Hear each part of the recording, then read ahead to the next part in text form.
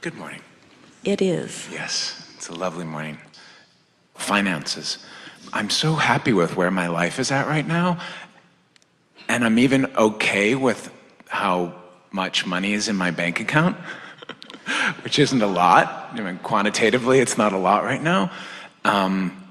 But I'm really kind of living in this space where I've really been chewing on the contrast more and more directing myself towards, well, what do I want? What do I want? And the other night, I got in touch with that I didn't really believe in the regular steady flow of money outside of a 9-to-5 job, and I'm self-employed. I believe in the abundance of the universe, and I see it in so many areas of my life. In this one particular area, I've decided, well, what do I want? I want to believe that. Is that desire to believe that the dollars can come to me regularly and steadily, is that belief enough? Well, certainly. To override certainly. the want? Is the want enough to override that belief? Well, now that's different. But wanting to believe it is really a step in the right direction. And wanting to believe it enough that you're working at thoughts that help you believe it helps you to little by little release the resistance and begin going with the flow of that. You said something very important. You said, I want abundance to flow to me outside of a 9-to-5 job, but I don't believe that it can. So let's just play with it. I want abundance to flow outside of anything that's structured, but I don't see how it can is upstream. But I want to see how it can is sort of letting go of the oars. So then you just keep talking in those terms. There are plenty of people who show that example.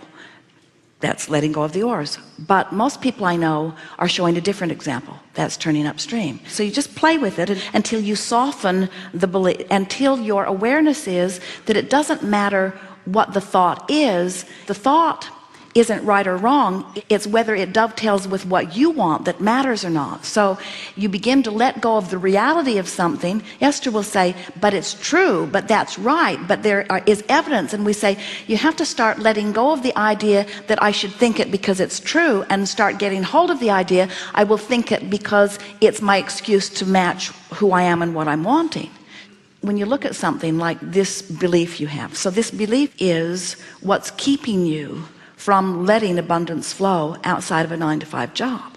So now you look right at it and you say, belief, what is it that I'm thinking about you that I'm using as my excuse not to allow the money to flow? Well, I'm thinking that I've been thinking you for so long that I can't let go of you. And that doesn't make sense because I can think any thought I want. So you believe, or just a thought that I've been thinking, you don't hold any power in my experience. You're just a habit of thought that I'm in the process of changing right now. So it softens even as you think about it. One who's in alignment with who they are is more powerful than millions who are not. When you get yourself turned downstream so that you are in alignment with what you're asking for, and now you're only offering one signal, the power of that is so swift and sure.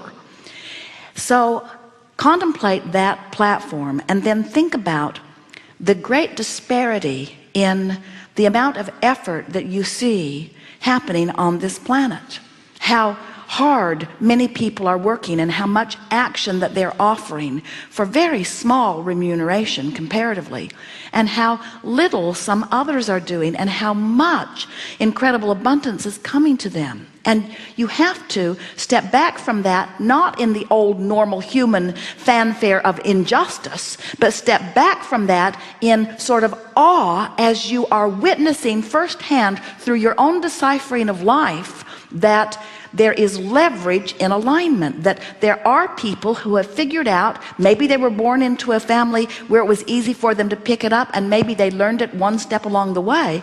But the bottom line is, nobody is experiencing enormous abundance who doesn't understand in some way this power of the leverage of alignment.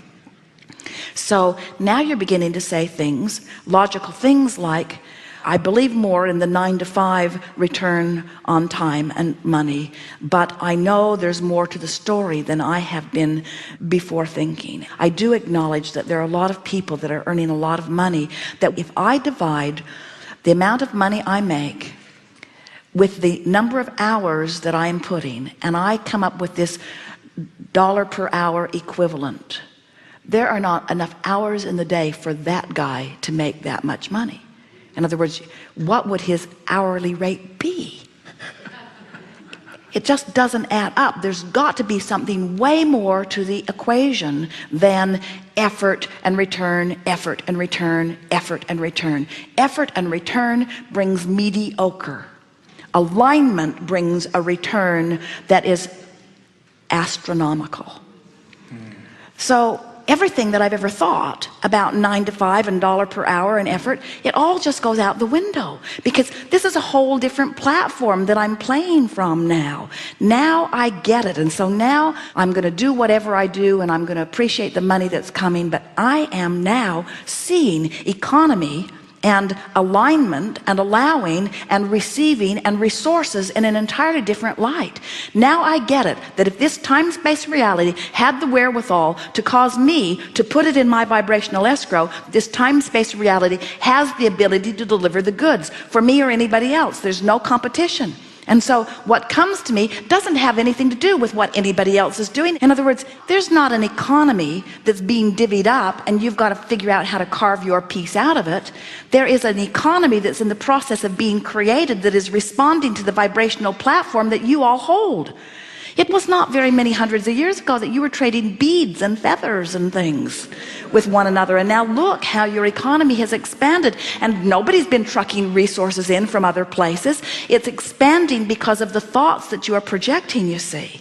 So as you contemplate all of this and you realize that you are the creator of your own reality, and that the environment that you are living is what is causing the expansion of that which is there for you, and now you're reaching for the thoughts that feel good, now you're leveraging yourself in a way that you will in a very short time not be even talking about what you could earn 9 to 5. Instead of saying, oh sure, I could go get a job and I could commit myself and I could endure the discord that I would feel, you wouldn't even be having those conversations, because your understanding of what that kind of thinking earns in comparison with this empowering thinking of when you come into alignment with vibrational escrow, you would not even be considering it. So when you talk about what you do know, I don't know how it's going to happen, but these things I do know. I do know that law of attraction abounds. I do know that I've been living life and I put stuff in vibrational escrow. I do know the difference between not feeling good and feeling good. I do know that I have the power to direct my thoughts.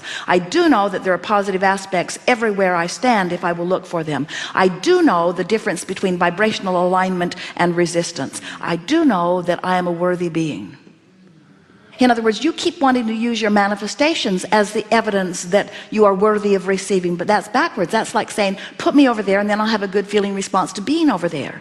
You got to feel good before you get over there. And so just keep starting back over again. These things I do know. I do know that law of attraction abounds. I see evidence of it. I do know that I have guidance within me. I feel evidence of it. I do know that there are many things that I want, because I feel the discord that lets me know that there are things that I want. I do know that often I'm in alignment. I do know that, because you see, all that feeling of worthiness is closing the gap.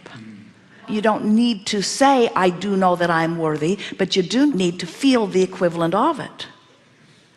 Do you know that when you're in a state of appreciation, the gap is closed? And when you're in a state of knowing your worthiness, the gap is closed? So does it matter if you feel appreciation rather than worthiness to close the gap? But when you feel unworthy, do you know it always widens the gap? It always puts you in the state of disallowing. And do you know that if you felt worthy, you'd have all of these things that you've been asking for? So the fact that you don't means you must not. So it doesn't matter. It just means you've got some things to work on. Yeah, I can do that. You can indeed. I can. Yes, you do. Thank you. Indeed.